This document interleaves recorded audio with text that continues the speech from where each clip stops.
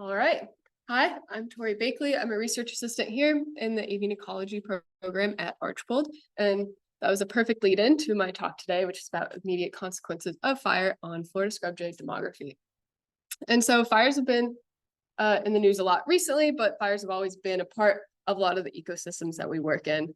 And fires became a particular interest of mine because two of my previous field sites that I worked at experienced wildfires while I was there. And then, of course, the first month I was at Archbold, there was a wildfire that occurred on station. And so it's a pretty bad rap sheet for me, but it really encouraged me to really get to know what these fires, what the impacts of these fires are on the populations that they interact with.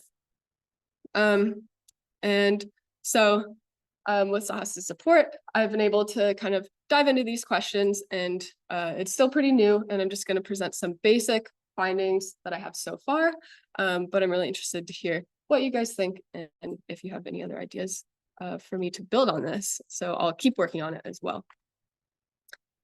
So there's a lot of studies that look at the impact of fire on habitat structure and population sizes before and after fires, but there's not a lot of research that's done on the specific demography of individuals that experience a fire. And that makes sense because to do that, you would have to have a marked population, and it's really hard to mark individuals. So anyone that's banded scrub jays knows that it takes a lot of time. And not only do you need individuals marked, but having a marked population and reciting them on a regular basis takes a lot of work. So it kind of makes sense that it's pretty understudied. Florida oak scrub here requires fire, so I'll of course be focusing on that, and our amazing and wonderful Florida scrub-jay, which is endemic to the scrub and is also an indicator for the health of the scrub. So I'm not going to preach to the choir here, but the main important things to keep in mind about scrub-jays for this presentation are that they're territorial and they will defend a territory basically their entire adult lives. They're cooperative breeders. They are a federally threatened species, and so their main impacts are habitat loss and habitat degradation. And they also require fire-maintained scrub. And so everyone in this room knows that Florida scrub-jays need scrub. It's part of their name.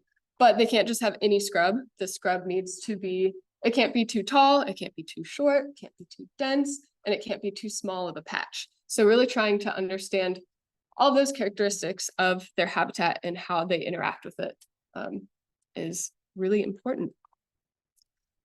So what we know right now with fires is particularly at with Archbold's population, which is what I'm looking at, we see that jays do respond to fire. So this graph is from our study tract that's on station, and it's a particular area of scrub that we do not burn until the jay population goes down to 1 to 0 groups. So this study has specifically helped us figure out this preferred time since fire interval for scrub jays, specifically here in the scrub at Archbold. And so you can see on the graph that we have a burn when the jay territories are a low density, so either 0 or 1, and then following the burn, the population increases, and the jay,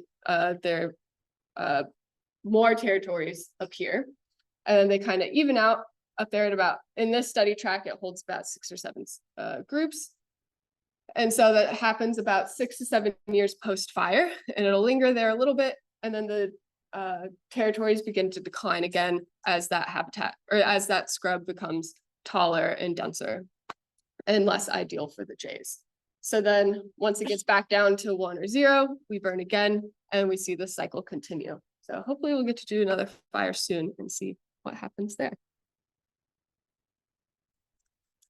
Before I go any further, just a little bit of extra visual aid to help understand what I'm talking about when we talk about territories and burns. So outlined in red here is a burn unit. So you can also see in real life, it's got a sandy fire lane around it that stops fire from jumping into the other units.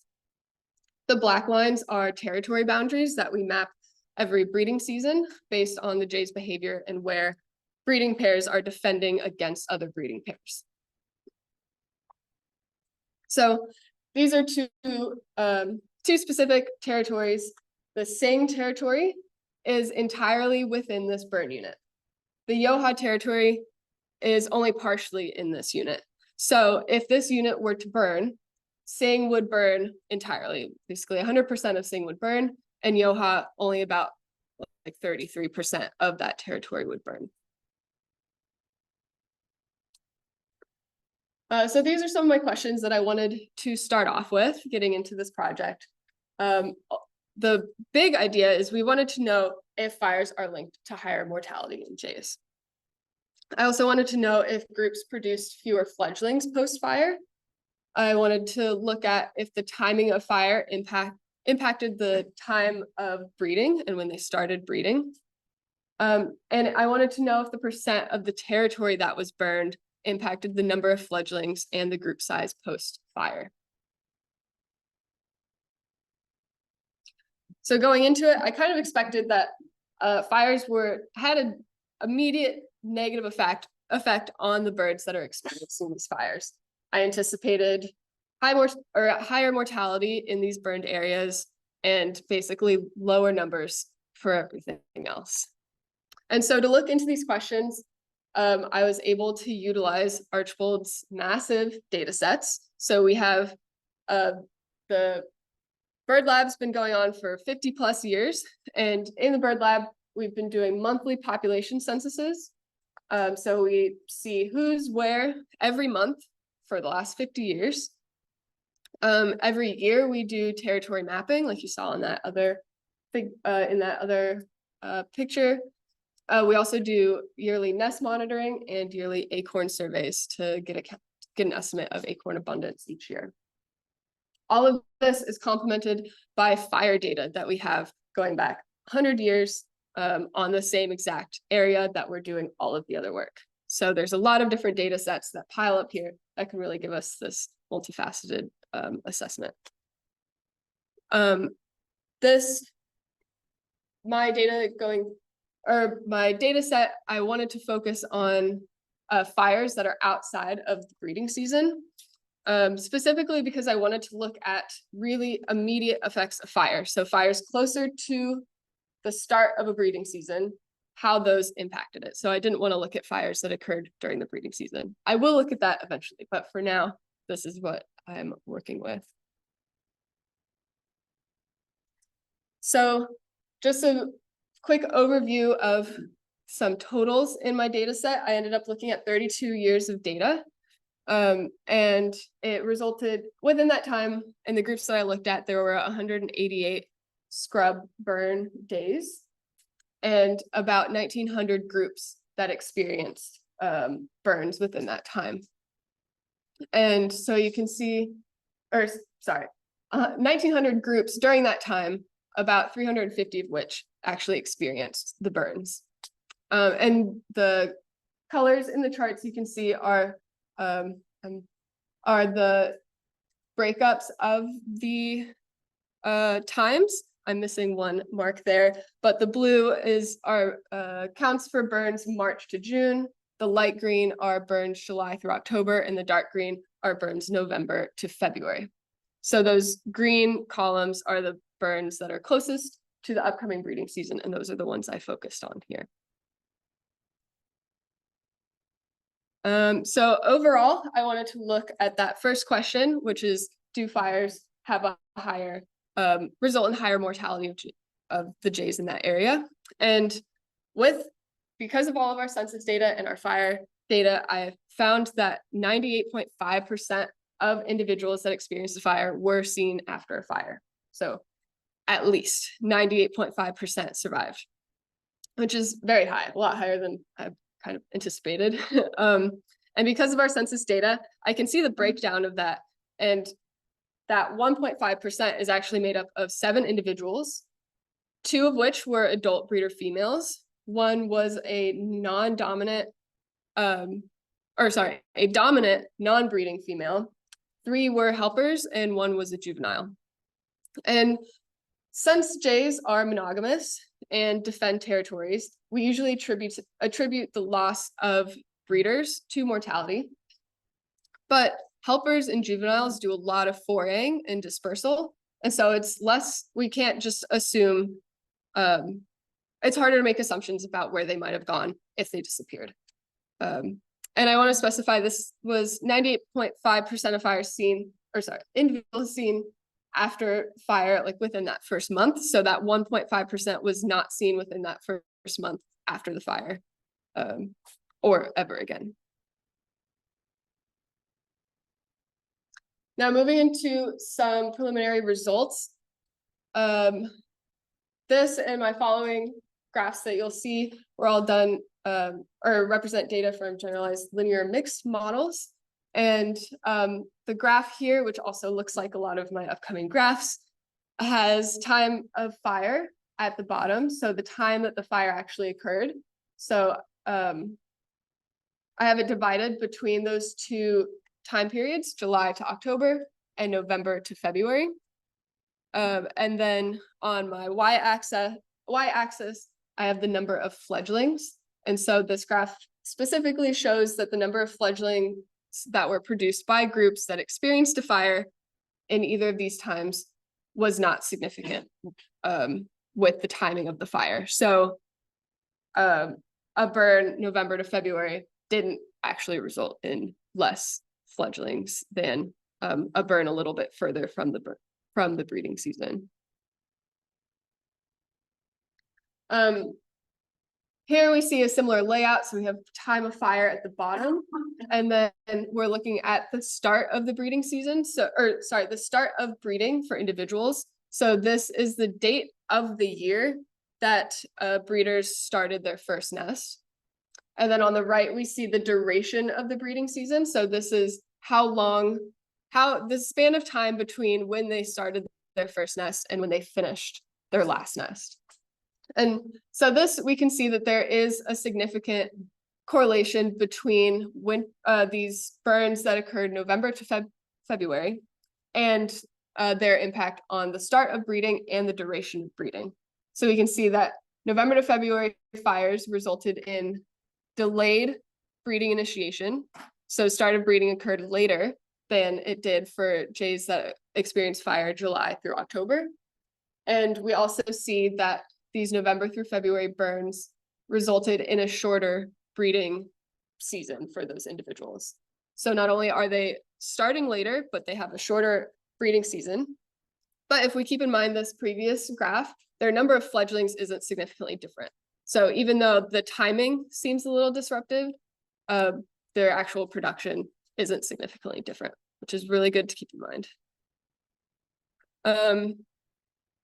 This graph looks a little bit different. So down here on the x-axis, I have the percent of the territory that was burned and that they're occupying that breeding season following the burn.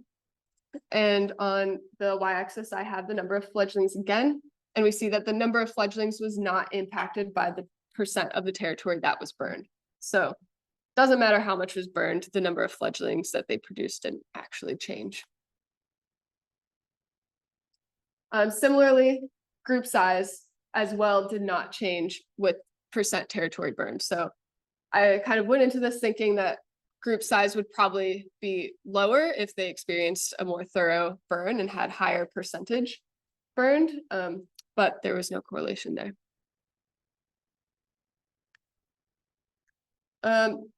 This one again has percent area burned on the territory burned on the bottom, and then we're looking at the start of breeding season again, and the correlation here isn't actually significant, and so we don't see that the percent of the area that was burned actually having an effect on the start of breeding, and it's not shown here, but it also didn't affect the duration of the breeding season either.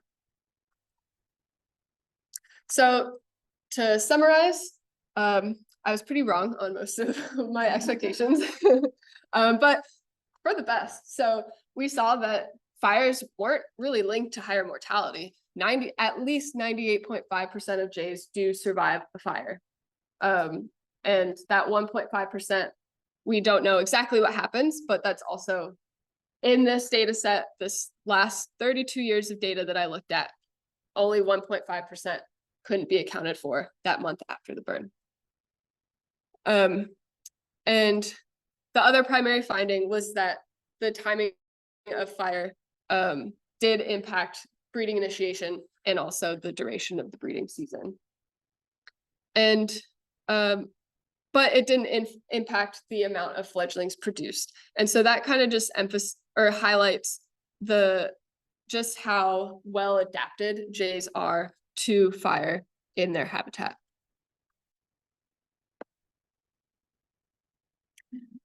So yeah, their timing of fire is impacted, or sorry, the timing of fire impacts their the timing of breeding. So when they start breeding and how long they breed for that following breeding season.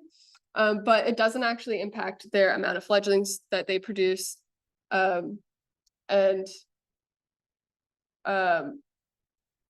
and one caveat with all of this data is that burns aren't all the same. And a lot of the data that I use kind of assumes that some of the burns are pretty homogeneous and similar, but they are very different.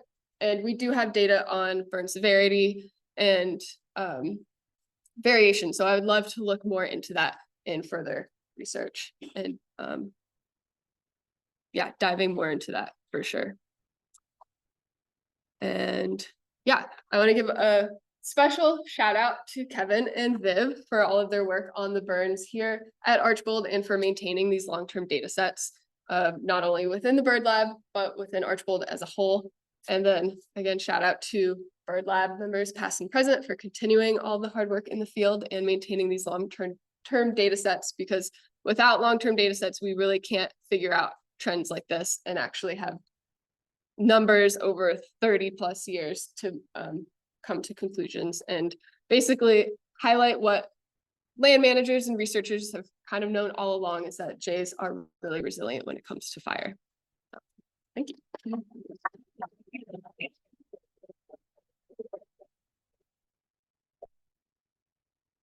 Tori, please repeat the question.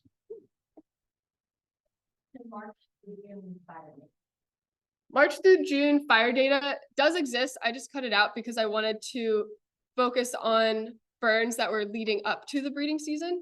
So March through June burns occurred during the breeding season. So I kind of just, it's not my focus right now. It is something I definitely want to look at. But for now, I just wanted to look at these burns that don't directly, like literally impact breeding, but lead up to the breeding season and how they impacted the results of that breeding season. Yeah. Raul.